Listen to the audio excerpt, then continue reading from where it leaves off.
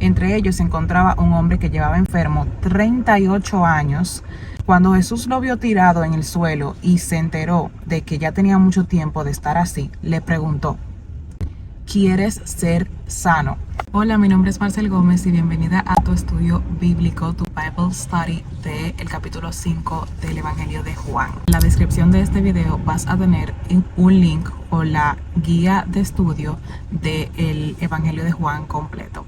El día de hoy vamos a tener otro Bible Study en movimiento, como el primero, el capítulo 1 y 2. Hoy me encuentro con mi papá. Saluda a la cámara, papá. Hoy me encuentro con mi papá, voy a ir a trenzarme el pelo. Y sí, vamos a iniciar con este Bible Study con una oración pequeña para que sea el Espíritu Santo dándonos sabiduría y dándonos el entendimiento para poder entender la revelación que tiene Dios para nosotros en su palabra. Padre, te damos gracias por esta nueva oportunidad de estudiar tu palabra. Padre, venimos ante ti con un corazón humilde, con un corazón sincero, con un corazón dispuesto a entender la verdad que tienes para nosotros. Padre, que sea tu Espíritu Santo alumbrando nuestro entendimiento y guiándonos hacia toda verdad. Esto te lo pedimos en el nombre poderoso de Jesús. Amén y amén.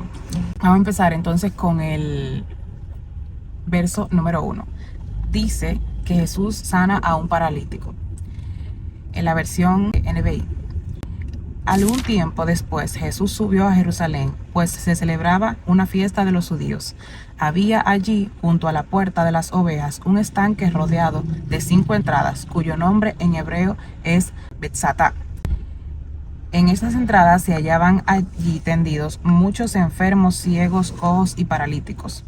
Entre ellos se encontraba un hombre que llevaba enfermo 38 años. Cuando Jesús lo vio tirado en el suelo y se enteró de que ya tenía mucho tiempo de estar así, le preguntó: ¿quieres ser sano? Este capítulo número 5 muestra un momento clave del ministerio de Jesús. Él realiza un milagro impactante, realiza ya el primer milagro, como lo fue en el capítulo número 2, que fue que convirtió el agua en vino. Y como también tuvo este encuentro con la mujer samaritana. La mujer samaritana fue a contarles a todos su testimonio. Esto lo vimos en el capítulo número 4. Ya de ahí Jesús viene desafiando todas las normas religiosas de ese entonces. Ya viene dejando claro que él tiene la misma autoridad de Dios Padre. Vamos con el milagro del estanque. En Juan 5, del 1 al 15, vemos que Jesús le pregunta primero, en el verso 6, Jesús le pregunta si quiere ser sano. En lugar de el paralítico decirle simplemente sí que quería ser sano, él se empieza a excusar diciéndole: no tengo a nadie que me meta en el estanque mientras se agita el agua, y cuando trato de hacerlo, otro se mete antes. El contexto de este estanque es que cada cierto tiempo salía agua del estanque y se tenía como una leyenda de que el primero que llegara al estanque y tocara el agua iba a ser sano. El paralítico, como tenía todos estos años viendo que todo el mundo se le iba adelante y todas las personas eran sanas, tal vez ese estanque, estas personas tenían esta esperanza de que si tocaban el agua iban a ser sanas. Y Dios, probablemente en su gran misericordia, les concedía esto debido a su fe que tenían en el estanque, o tal vez simplemente eso era una leyenda. Jesús sabe muy bien que no todo el mundo quiere ser sano. El paralítico simplemente le responde desde su limitación de que todo el mundo se le pasa adelante y de que él nunca en todos esos años ha podido llegar a tocar esta agua para obtener su milagro, ¿verdad? Asumió que ya Jesús sabía cómo funcionaban las cosas. Entonces, como Jesús también conocía esa necesidad, Jesús le responde al hombre y le dice: levántate, toma tu camilla y anda, en el versículo 8. Él simplemente le dice que se levante. Y uno se preguntará desde su lógica, ¿cómo Jesús simplemente le está diciendo a un paralítico, a un lisiado, que se levante y ya? Pero sorprendentemente, este milagro ocurre un sábado y provoca que los líderes religiosos se enojen con lo que está haciendo Jesús. En este tiempo no se podría sanar un sábado. se tenía esta regla religiosa. Todos tenemos necesidades y Jesús en medio de todo esto ve nuestra necesidad de querer ser sanados. Y entre medio de todo esto, a veces perdemos nuestra fe, perdemos la esperanza, porque llevamos tanto tiempo dentro de estas mismas cosas, que simplemente no tenemos la vista en simplemente decirle sí a Jesús, sí, yo quiero ser sanado. Nos excusamos con que tenemos demasiadas cosas, con que no podemos llegar, por ejemplo con el paralítico, que él se excusaba que él no podría llegar al estanque y por eso tenía todo este tiempo así mismo estancado. Pero Jesús nos muestra que no importa el tiempo que tengamos perdiendo la esperanza y sin fe, Él llega para restaurarnos y para realmente decirnos, como mismo le dijo al paralítico, levántate, porque Él es el único que tiene el poder completo de restaurarnos completamente. Otra enseñanza que me dejó este versículo es no poner excusas y recibir simplemente lo que Dios quiere hacer con nosotros. A menudo, en lugar de nosotros aceptar la obra que quiere hacer Dios con nosotros, nos ponemos a fijarnos solamente en las cosas que nos faltan, en todo lo que nos hace falta, en todas nuestras carencias y en todo lo que todavía no tenemos.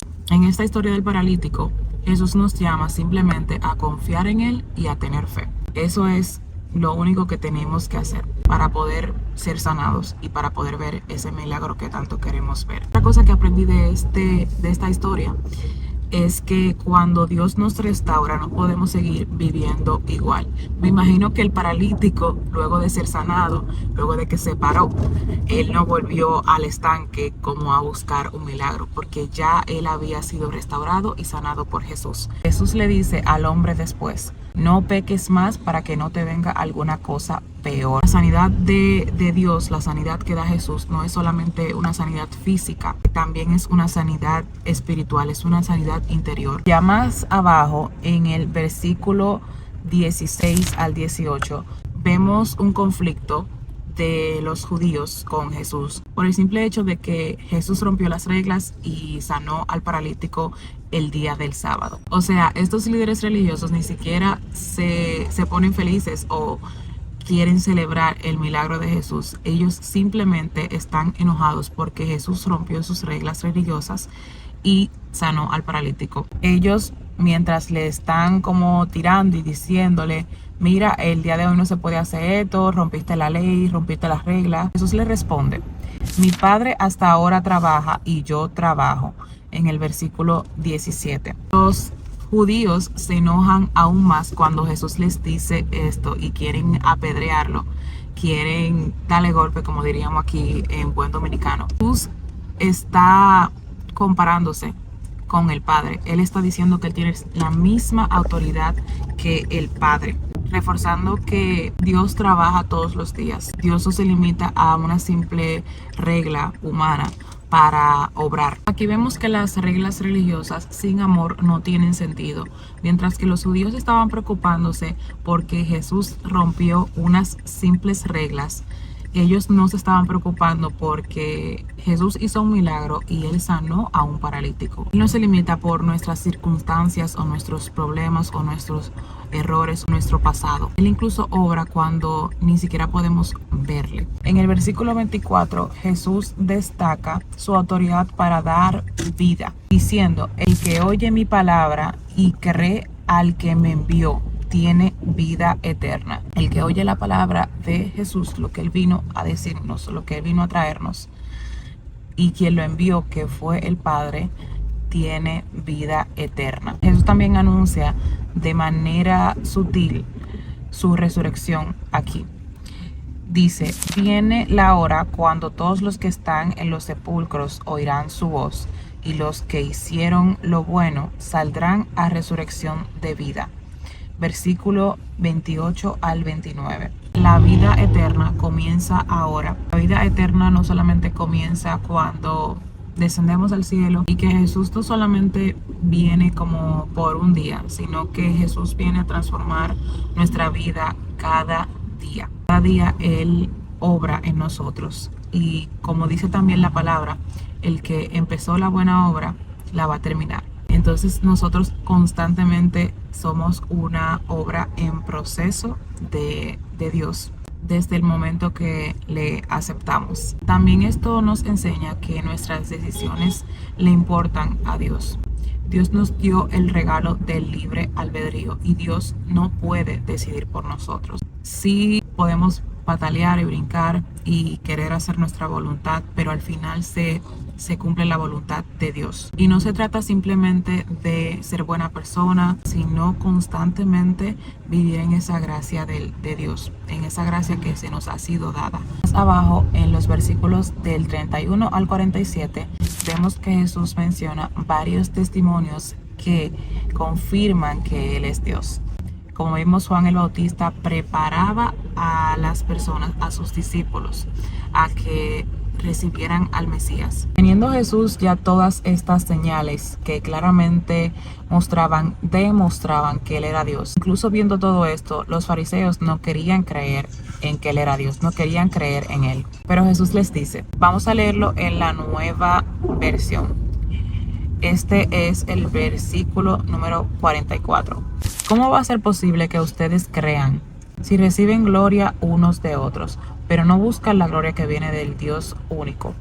En este momento, los fariseos creían que estaban glorificando a Dios, pero ellos solamente se querían glorificar a ellos mismos. Más abajo, Jesús los confronta y les dice, pero no piensen que yo voy a acusarlos delante del Padre. Quien los va a acusar es Moisés, en quien tienen puesta su esperanza. Si creyeran a Moisés, me creerían a mí, porque de mí escribió él. Pero si no creen lo que él escribió, ¿cómo van a creer en mis palabras? Aquí Jesús deja muy claro que no se trata solamente de conocerlo, sino que se trata de creer en él.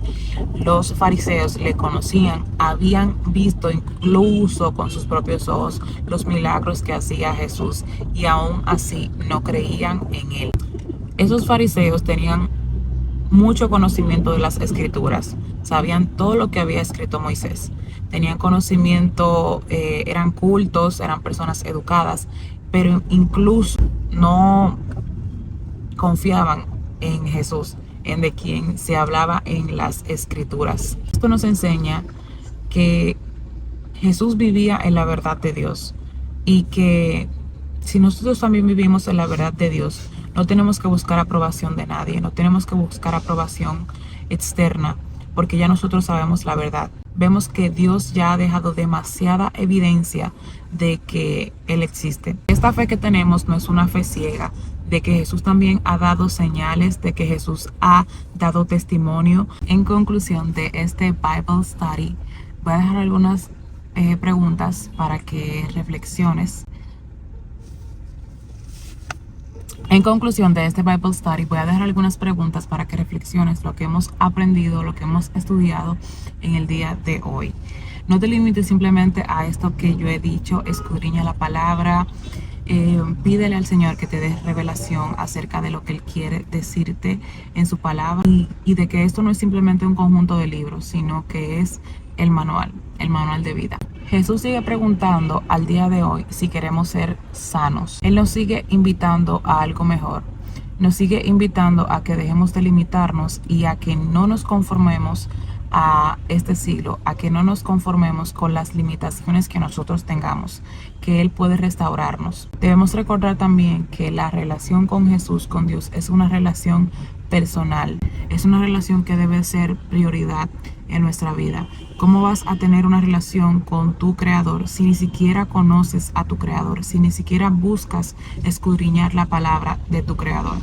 Muchas personas se limitan a no leer la palabra de Dios, a no leer simplemente la Biblia, porque tal vez dicen, yo era una de esas personas que decía, tal vez este libro lo escribieron hombres y también en la misma palabra dice que el hombre es engañoso.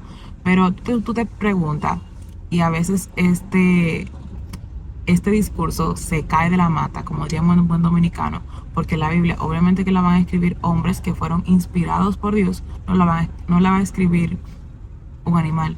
Te invito el día de hoy a seguir profundizando en la palabra. No solamente se trata en conocer a Jesús, en escuchar de Jesús.